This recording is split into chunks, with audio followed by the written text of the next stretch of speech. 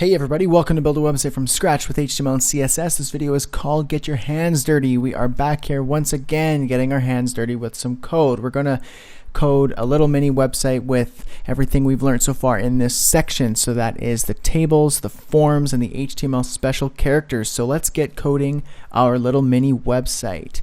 Go to your code editor and create a new file in your lesson_3 folder or lesson_3 directory called index.html and put the HTML structure in there, the doc type and the basic structure, and give the title of the page Forms, Tables, Special Characters. Alright, first things first, let's show you what we're going to be coding. Alright, here's our little mini website, our beautiful little website. We have a level 1 heading, forms, tables, and special characters. We're using a special character right here, the ampersand. A little bit of text, a level 2 heading, a table, a little bit different than what we did in the previous lecture, but it's still pretty similar. We have a level 3 heading with a form with a little bit of a different form than we did in the previous lecture. And then we have some copyright info with another special character. So pretty simple, straightforward, and we should be able to bang through this one really quickly. So back to your code editor. Start off in your body tag with a level 1 heading and say forms, tables, and we're going to do the HTML special character ampersand, which is ampersand, AMP, and a semicolon. That's going to give us the ampersand character. Special characters. Let's add a paragraph tag. And we're going to say this is a web page all about HTML, forms, tables, and let's do the ampersand character again. And special characters. Alright, level 2 heading. Here is some tabular data.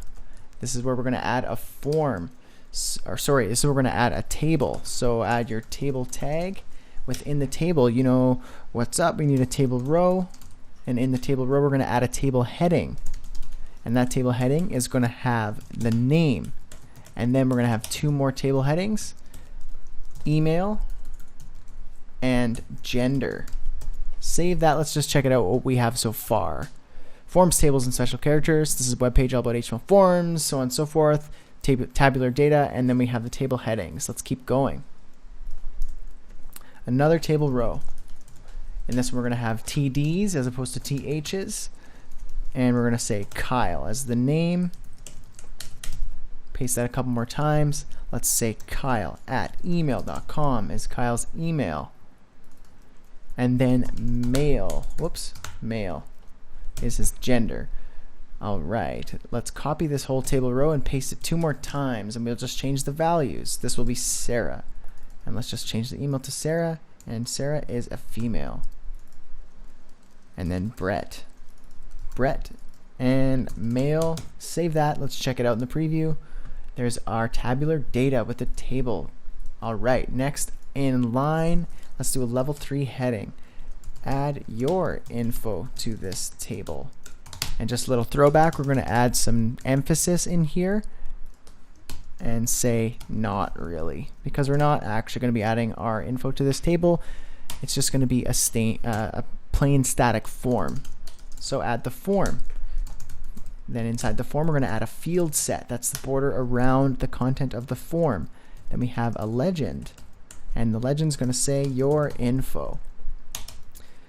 And up next we're going to add an input with the type of text. And let's give it some text before so we know what the input is about. Let's add a break tag after so we can drop this next one on a new line. Email. Let's put an input here. Type will be email. Add another break tag. Actually, 2 break tags right here, just to give more space. Gender.